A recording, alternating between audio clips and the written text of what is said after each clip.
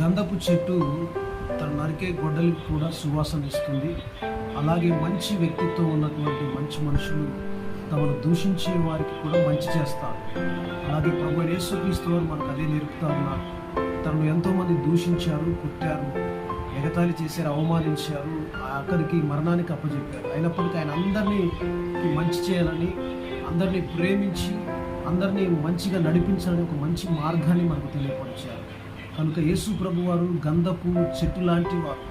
ఆయన గంధపు చెట్టు ఎలాగైతే తనను నరికే గొడ్డల్ని కూడా సువాసన ఇస్తుందో, యేసు ప్రభు వారు కూడా తనను దూషించే వారికి మంచి చేశారు, తనను ఎగతాళి చేసిన వారికి మంచి చేశారు, తనను మరణానికి అప్పచెప్పిన వారిని కూడా ఆఖరికి ఆ సిలువలో దొంగలు కూడా పరలోకానికి తీసుకుని వెళ్ళినట్లుగా మనం చూస్తూ ఉన్నాం. కనుక ఆయన ప్రేమించే దేవుడు, క్షమించే దేవుడు, మంచి మార్గాన్ని ప్రజలకు తెలియపరిచే దేవుడు ఆయన గొప్ప దేవుడు. కనుక గంధపు చెట్టు ఎలాగైతే సువాసన ఇస్తుందో, ప్రభువు కూడా ఈ ప్రపంచానికి మంచిని తెలియపరచడానికి లోకానికి వచ్చాడు. ఆయన మంచిని ప్రకటించాడు, మంచిని నిరూపించాడు, ఆయన పాటించాడు. ప్రజలందరూ కూడా పాటించాలని ఆయన ఆశిస్తూ ఉన్నాడు. మా వీడియోస్ మీకు నచ్చితే, ఆధ్యాత్మికంగా మీరు బలపడాలనుకుంటే యూట్యూబ్ ఛానల్ను, పాస్టర్ రాము అనే యూట్యూబ్ ఛానల్ను సబ్స్క్రైబ్ చేయండి, లైక్ చేయండి, షేర్ చేయండి.